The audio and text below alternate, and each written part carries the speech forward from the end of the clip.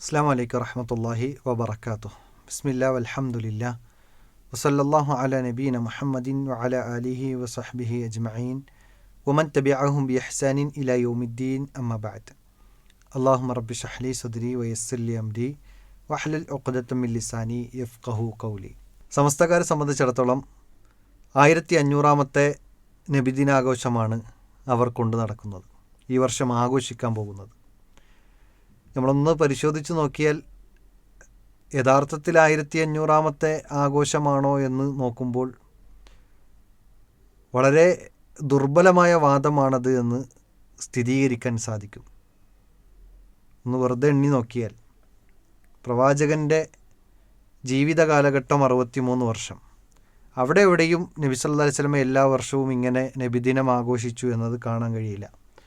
ഇനി നുബുവത്ത് കിട്ടിയതിന് ശേഷമാണ് എന്ന് നോക്കിയാൽ പോലും 23 വർഷമാണ്.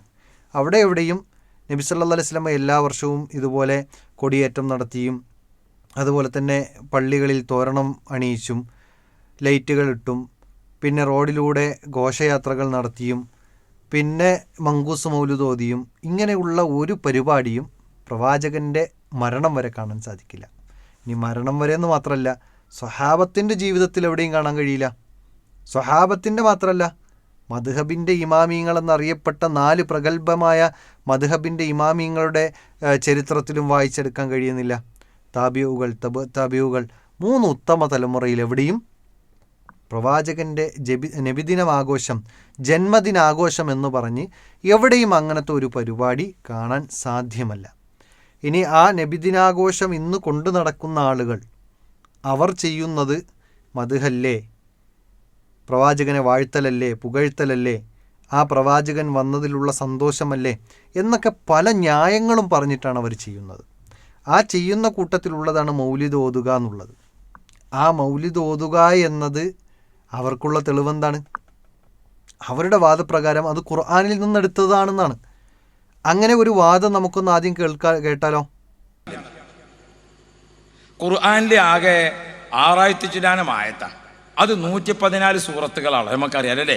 ഈ 114 സൂറത്തുകളിലെ 6000 ചില്ലാനം വരുന്ന 6666 എന്നാണ് നമ്മൾ സാധാരണ പറയല്, അങ്ങനെ തന്നെ ആയിക്കോട്ടെ. അത്രയും ആയത്തുകളിൽ 1000 ചില്ലാനം ആയത്തുകൾ, 1000-ന് പുറമെ ആയത്തുകൾ അല്ലാഹു തആല അമ്പിയാക്കൾ, ഔലിയാക്കൾ, അവരെ പേരും നാടും ജനനവും ഭാഷയും നാടും ചുറ്റുപാടും കറാമത്തും മുഅ്ജിസത്തും അത് പറയാനായിട്ടാണ് ഖുർആൻ ഉപയോഗപ്പെടുത്തിയത്. അത് മാത്രം പറയാൻ. അപ്പോൾ ഖുർആനിൻ്റെ ഒരു ശൈലിയെക്കുറിച്ച് പറഞ്ഞു. ഖുർആനിൽ അല്ലാഹു സുബ്ഹാനഹു വ തആല ചരിത്രങ്ങൾ പറഞ്ഞിട്ടുണ്ട്, ഗൈബിയായ കാര്യങ്ങൾ പറഞ്ഞിട്ടുണ്ട്, പ്രത്യേകിച്ച് മുൻകാല പ്രവാചകന്മാരെക്കുറിച്ച് പഠിപ്പിച്ചു തന്നിട്ടുണ്ട്, അവിടെ ഉണ്ടായിരുന്ന ആളുകളുടെ വിശ്വാസത്തെക്കുറിച്ച് പഠിപ്പിച്ചു തന്നിട്ടുണ്ട്, പ്രവാചകന്മാർ അനുഭവിച്ച പ്രയാസത്തെക്കുറിച്ച് പഠിപ്പിച്ചു തന്നിട്ടുണ്ട്, അവരുടെ നാടും വീടും പേരും ഒക്കെ പഠിപ്പിച്ചു തന്നിട്ടുണ്ട്. ശരി തന്നെയാണ്. പക്ഷേ ഇത് എങ്ങോട്ടാണ് കൊണ്ടെത്തിക്കുന്നത്?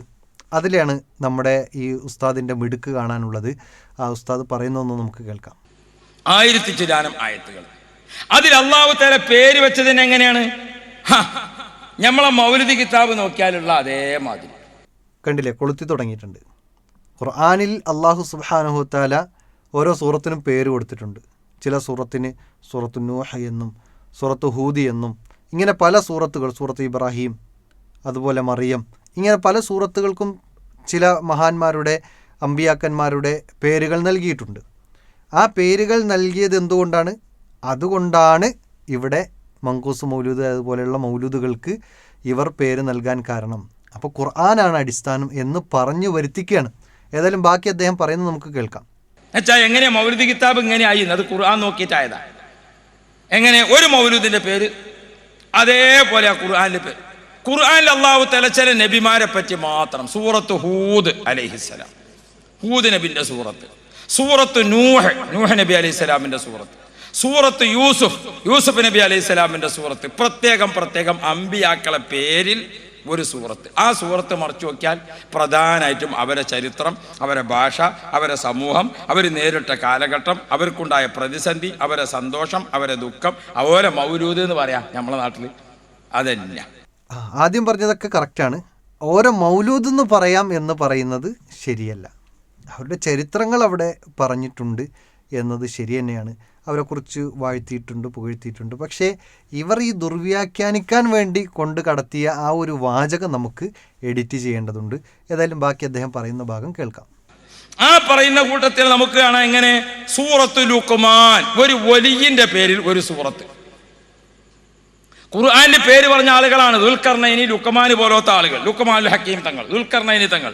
വദുൽഖർനൈനി ലം യുഅറഫ് നബിയ്യ കദാ ലുഖ്മാനു ഫഹദർ അൻ ജിദാലി. ലുഖ്മാനുൽ ഹക്കീം തങ്ങൾ, ദുൽഖർനൈനി തങ്ങളൊക്കെ വലിയ വലിയ ഔലിയാക്കളാണ്, അല്ല അമ്പിയാക്കളാണോ എന്നും ചർച്ചയുണ്ട്.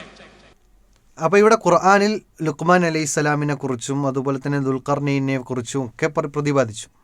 അദ്ദേഹം തന്നെ പറയുന്നുണ്ട് അഭിപ്രായ വ്യത്യാസമുണ്ട്, നബിയാണോ അതല്ല വലിയാണോ എന്ന വിഷയത്തിൽ അഭിപ്രായ വ്യത്യാസമുണ്ട്, ശരി തന്നെയാണ്. പക്ഷേ ഇദ്ദേഹം ഇതിവിടെ കൊണ്ടുവരാനുള്ള കാരണം എന്താ?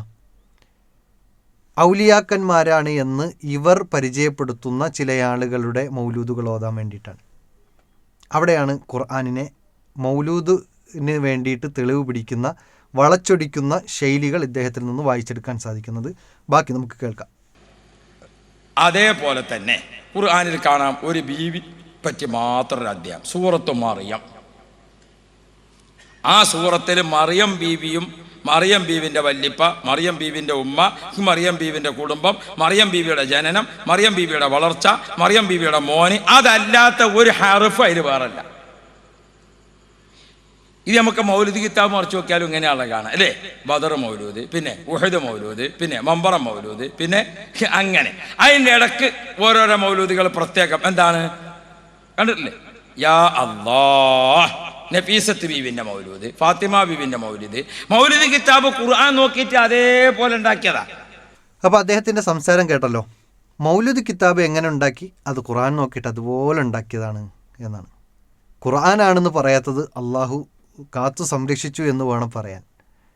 ഏതായാലും ഇദ്ദേഹം പറഞ്ഞത് ഖുർആനിനെ തെളിവ് പിടിച്ചുകൊണ്ടാണ് മൗലൂദ് കിതാബുകൾ ഉണ്ടാക്കിയത് എന്നാണ്. അതൊരിക്കലും യോജിക്കാത്ത കാര്യമാണ്. കാരണം വിശുദ്ധ ഖുർആനിൽ നബിമാരെക്കുറിച്ച് പറഞ്ഞു, അവരുടെ ജീവിത സാഹചര്യങ്ങളെക്കുറിച്ച് പറഞ്ഞു, അവരുടെ പ്രയത്നങ്ങളെക്കുറിച്ച് പറഞ്ഞു, അവരെ മദ്ഹ് ചെയ്തു പറഞ്ഞിട്ടുമുണ്ട്. പക്ഷേ അതൊക്കെ എന്തിന്? അവിടെയാണ് നാം മനസ്സിലാക്കേണ്ടത് അവരുടെ ജീവിതം പഠിക്കാൻ, അവരുടെ സമുദായം നശിക്കാനുണ്ടായിരുന്ന സാഹചര്യങ്ങളെക്കുറിച്ച് പഠിക്കാൻ, അതിൽ നിന്ന് വിട്ടുനിൽക്കാൻ, നന്മയോടുകൂടി ജീവിക്കാൻ, തൗഹീദിൽ ഉറച്ചു നിൽക്കാൻ, ഇതിനു വേണ്ടിയിട്ടാണ്. അതല്ലാതെ ആ നബിമാരെ വിളിച്ചു പ്രാർത്ഥിച്ച ഒരു രംഗം വിശുദ്ധ ഖുർആനിൽ കാണാൻ കഴിയില്ല.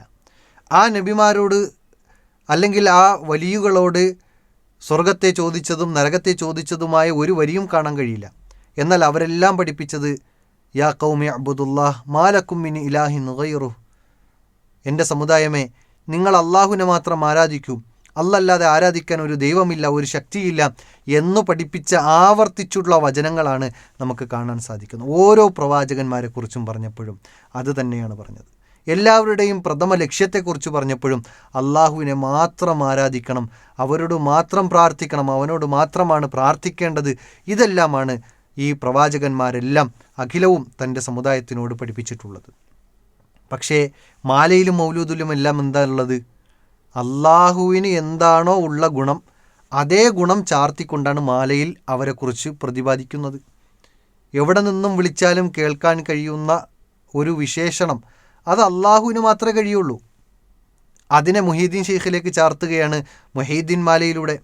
വല്ല നീലത്തീന്നും എന്നെ വീളിപ്പോർക്ക് വായ്കൂടാതുത്തീരം ചൊല്ലും നാം എന്നോവാർ എന്നല്ലേ മുഹീദ്ദീൻ മാലയിലുള്ളത്. ഇത് അള്ളാഹിനെക്കുറിച്ച് പറയുന്ന അതേ സിഫത്താണല്ലോ ഇവിടെ മുഹീദ്ദീൻ ഷെയ്ഖിന് കൊടുക്കുന്നത്. അപ്പോൾ ഇതൊരിക്കലും ഖുർആനിനെ സമപ്പെടുത്താൻ കഴിയൂല, ഖുർആൻ നോക്കി ഉണ്ടാക്കിയതാണെന്ന് പറയാൻ കഴിയില്ല. ഇത് ഖുർആൻ എന്നത് തൗഹീദിനു വേണ്ടി സ്ഥാപിച്ചു, മാലയും മൗലൂദും ഷിർക്കിന് വേണ്ടി സ്ഥാപിച്ചു എന്ന് വേണം നമുക്ക് അതിനെ വായിക്കാൻ സാധിക്കുന്നത്.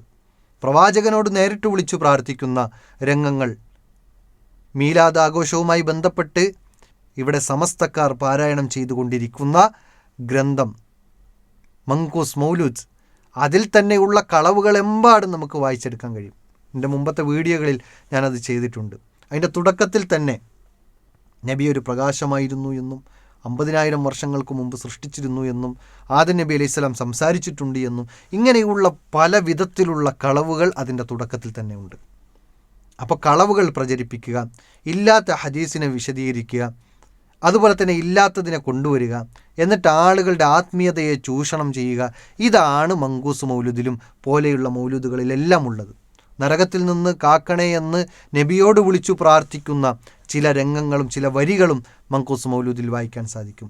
ഇങ്ങനെ ഓരോ മൗലൂദുകളെയും പോസ്റ്റ്മോർട്ടം ചെയ്യുകയാണെങ്കിൽ അതിൽ 100-ൽ 80% കളവും ഷിർക്കും കുഫറുമല്ലാതെ മറ്റൊന്നുമില്ല എന്ന് തന്നെയാണ് നമുക്ക് പറയാനുള്ളത്. അതൊന്ന് പരിശോധിക്കുന്നിടത്ത് നമുക്കത് കാണാൻ സാധിക്കും. ഇതൊരിക്കലും പ്രവാചകനോടുള്ള എതിർപ്പല്ല. പ്രവാചകനെ സ്നേഹിക്കണം, പ്രവാചകനെ വാഴ്ത്തണം, പുകഴ്ത്തണം. വാഴ്ത്തലും പുകഴ്ത്തലും പാടില്ല എന്നൊരിക്കലും ഒരു മുജാഹിദുകളും പറയില്ല. പ്രവാചകനെ വാഴ്ത്തണം, പ്രവാചകനെ പുകഴ്ത്തണം. പ്രവാചകൻ അഷ്റഫുൽ ഖൽക്കാണ്, ആ പ്രവാചകനെ സ്നേഹിക്കണം. വാഴ്ത്തലും പുകഴ്ത്തലും മാത്രമായാൽ പോരാ, സ്നേഹിക്കാനും ആ സ്നേഹം യാഥാർത്ഥ്യമാക്കിക്കൊണ്ട് ജീവിതത്തിൽ പ്രാവർത്തികമാക്കാനും ശ്രമിക്കണം. എന്നാലോ ഇവർ ചെയ്യുന്നത് എന്താ? ആ പ്രവാചകൻ പഠിപ്പിച്ച ആശയങ്ങൾക്ക് ഘടകവിരുദ്ധമാകുന്ന പ്രവർത്തനങ്ങൾ പ്രവർത്തിച്ചുകൊണ്ട് പ്രവാചകനെ സ്നേഹിക്കുന്നു എന്ന് പറയുന്നു. ആ പ്രവാചകനെ അനുസരിക്കാതെ പ്രവാചകനോട് ഇഷ്ടമുണ്ട് എന്ന് പറയുന്നു. പ്രവാചകൻ താടി നീട്ടി വളർത്താൻ പറഞ്ഞു. എന്നാൽ സമസ്തയിലെ ആളുകൾ എന്താ ചെയ്യുന്നത്? താടി നീട്ടി വളർത്താറില്ല. നീ താടിയുടെ വിഷയം മാത്രമല്ല, പ്രവാചകൻ പറഞ്ഞു, മൻ അഹ്ദസ ഫീ അംരിന മാ ലൈസ മിൻഹു ഫഹുവ റദ്ദുൻ. പ്രവാചകൻ പറയാണ്, എൻ്റെ ഈ ദീനിൻ്റെ വിഷയത്തിൽ ആരെങ്കിലും പുതുതായി എന്തെങ്കിലും കടത്തിക്കൂട്ടി കൊണ്ടുവന്നാൽ അത് തള്ളപ്പെടേണ്ടതാണെന്ന് പറഞ്ഞു. മങ്കൂസ് മൗലൂദ് എപ്പോഴാണ് ഉണ്ടായത്? മുഹീദ്ദീൻ മാല എപ്പോഴാണ് ഉണ്ടായത്? റിഫായി മാല എപ്പോഴാണ് ഉണ്ടായത്? ഇതൊക്കെ അവർ ദീനല്ലേ എന്ന് പറഞ്ഞ് ആചരിച്ചുകൊണ്ടിരിക്കുകയല്ലേ. അപ്പോൾ പ്രവാചകൻ്റെ കാലശേഷം ദീനല്ലേ, നല്ലതല്ലേ എന്ന് പറഞ്ഞു കൊണ്ടുവന്ന കാര്യങ്ങളെല്ലാം തള്ളണം എന്നാണ് റസൂൽ കരീം സല്ലല്ലാഹു അലൈഹി വസല്ലം പറഞ്ഞത്. അപ്പോൾ അതിന് ഘടകവിരുദ്ധമായി കൊണ്ട് പ്രവർത്തിക്കുകയും എന്നിട്ട് ഞങ്ങളെല്ലാം പ്രവാചക സ്നേഹികളാണെന്ന് പറയുകയും ചെയ്യുന്നു. ഇത് ഘടകവിരുദ്ധമായ പ്രവർത്തനവും വാസ്തവ വൈരുദ്ധ്യവുമാണല്ലോ എന്ന് സമൂഹമേ നിങ്ങൾ മനസ്സിലാക്കണം. പ്രവാചകരെ സ്നേഹിക്കണം എന്നതിൽ ആർക്കും സംശയമില്ല. പ്രവാചകൻ സല്ലല്ലാഹു അലൈഹി വസല്ലം പറയുന്നത് ഒരാളും പൂർണ്ണമായ വിശ്വാസിയാവൂല. ഏറ്റവും കൂടുതൽ അല്ലാഹ് കഴിഞ്ഞാൽ പ്രവാചകനെ സ്നേഹിക്കുന്നവനല്ലാതെ പൂർണ്ണമായ വിശ്വാസിയാവുകയില്ല എന്ന് പ്രവാചകൻ പഠിപ്പിച്ചു തന്നിട്ടുണ്ട്. അപ്പോൾ നമ്മൾ നമ്മുടെ സ്വന്തത്തേക്കാൾ സ്നേഹിക്കേണ്ടത് നമ്മുടെ പ്രവാചകനെയാണ്. അങ്ങനെ സ്വന്തത്തേക്കാൾ സ്നേഹിക്കുന്ന ഒരു പ്രവാചകൻ പറഞ്ഞ കാര്യം അനുസരിക്കാൻ കഴിയുന്നില്ലെങ്കിൽ ആ സ്നേഹം കപടതയാണ്. മാർഗതടസ്സം ഉണ്ടാക്കരുതേ എന്ന് പ്രവാചകൻ പഠിപ്പിച്ചു. എന്നിട്ടോ ആ പ്രവാചകൻ്റെ ജന്മദിനാഘോഷത്തിൻ്റെ പേരിൽ റോഡ് നീളെ ബ്ലോക്ക് ചെയ്ത് റാലികൾ നടത്തുന്നു. ഇത് പ്രവാചകൻ പറഞ്ഞതിന് ഘടകവിരുദ്ധമായ പ്രവർത്തനമാണ്. ആ പ്രവാചകനെ ഇകഴ്ത്താനുള്ള പ്രവർത്തനങ്ങളാണ് ചെയ്യുന്നത്. അതുകൊണ്ട് സഹോദരന്മാരെ, സഹോദരിമാരെ, നബിദിനം ആഘോഷം എന്നുള്ളത് ഇസ്ലാമികമല്ല. അതുപോലെ തന്നെ അവർ കാട്ടിക്കൂട്ടിക്കൊണ്ടിരിക്കുന്ന പല പ്രവർത്തനങ്ങളും ഇസ്ലാമികമല്ല. ഇനി പ്രവാചകൻ സല്ലല്ലാഹു അലൈഹി വസല്ലമയുടെ ജീവിതം എടുത്തു നോക്കുമ്പോൾ റബിയുൽ അവ്വൽ 12 എന്നത് പ്രവാചകൻ സല്ലല്ലാഹു അലൈഹി വസല്ലമ വഫാത്താകുന്ന ദിവസമാണ്. സ്വഹാബത്ത് കരഞ്ഞ ദിവസമാണ്. മദീന മങ്ങിയ ദിവസമാണ്. മദീന ഇരുണ്ട ദിവസമാണ്. മദീനയിൽ ഒഴുക്കപ്പെട്ട ദിവസമാണ്. ആ ദിവസത്തിൽ നമുക്കെങ്ങനെ സന്തോഷിക്കാൻ സാധിക്കും? വർഷങ്ങളോളം സ്വഹാബത്ത് ആ വിഷയത്തിൽ ആ ദിവസങ്ങളിൽ പ്രയാസപ്പെട്ടിട്ടുണ്ട്. പ്രവാചകൻ്റെ വിടവാങ്ങൽ വലിയ വേദനയായി മാറിയ സ്വഹാബത്ത് ആ നാട് വിട്ടുവരെ പോയ ചരിത്രം വായിക്കാൻ സാധിക്കും. ആ ദിവസം തന്നെ തിരഞ്ഞെടുത്ത് പ്രവാചകൻ്റെ പേരിൽ ആഘോഷം നടത്തുക എന്നത് ഷിയാക്കളുടെ അജണ്ടയാണ്. അതുകൊണ്ട് ഷിയാക്കളുടെ അജണ്ടയ്ക്കു പിന്നാലെ നമ്മൾ പോകേണ്ടതില്ല. നബിദിനം ആഘോഷം എന്ന ബർത്ത്ഡേ പാർട്ടികളൊന്നും ഇസ്ലാമികമേ അല്ല. അതുകൊണ്ട് എൻ്റെ മാന്യ ശ്രോതാക്കളോട് പറയാനുള്ളത്, ഈ മങ്കൂസ് മൗലൂദും മാല കിതാബുകളും എല്ലാം അതൊന്നും ഒരു പുണ്യം നേടിത്തരുന്ന കാര്യമല്ല. പുണ്യം നേടിത്തരുന്ന കാര്യങ്ങളെല്ലാം പ്രവാചകൻ പഠിപ്പിച്ചു. ഖുർആനിൻ്റെ ഒരു ഹർഫ് ഓതിയാൽ 10 പ്രതിഫലമാണ്. ഹദീസ് ഓതിയാൽ പ്രതിഫലമില്ല. പക്ഷേ ഹദീസ് പഠിക്കുന്നതിൽ, ദീന് പഠിക്കുക എന്നതിൽ പ്രതിഫലമുണ്ട്. എന്നാലും നമുക്ക് മങ്കൂസ് മൗലൂദ് ഓതുന്നതിലോ അതുപോലെ തന്നെ മാലകൾ പാടുന്നതിലോ ഒന്നും നമുക്ക് പ്രതിഫലമില്ല എന്നു മാത്രമല്ല, അത് പ്രതിഫലം കാംക്ഷിക്കുന്നതിലൂടെ കുറ്റം കിട്ടുകയും മാത്രമല്ല, അതിൻ്റെ ഉള്ളിലുള്ള വരികൾ വളരെ ഗൗരവമേറിയ ശിർക്കൻ വരികളുണ്ട് എന്ന തിരിച്ചറിവോടുകൂടി ഇതിനെയെല്ലാം ബിദ്അത്താണ് എന്ന് കണ്ടു മനസ്സിലാക്കി അതിനെ പാടെ ഒഴിവാക്കുവാനും ഖുർആനിലേക്കും സുന്നത്തിലേക്കും മടങ്ങുവാൻ നമ്മൾ പരിശ്രമിക്കുക. അള്ളാഹു അതിനുള്ള തൗഫീക്ക് നൽകി അനുഗ്രഹിക്കുമാറാകട്ടെ. വ ആഖിറു ദഅ്വാന അനിൽ ഹംദുലില്ലാഹി റബ്ബിൽ ആലമീൻ. അസ്സലാമു അലൈക്കും വറഹ്മത്തുള്ളാഹി വബറകാതുഹു.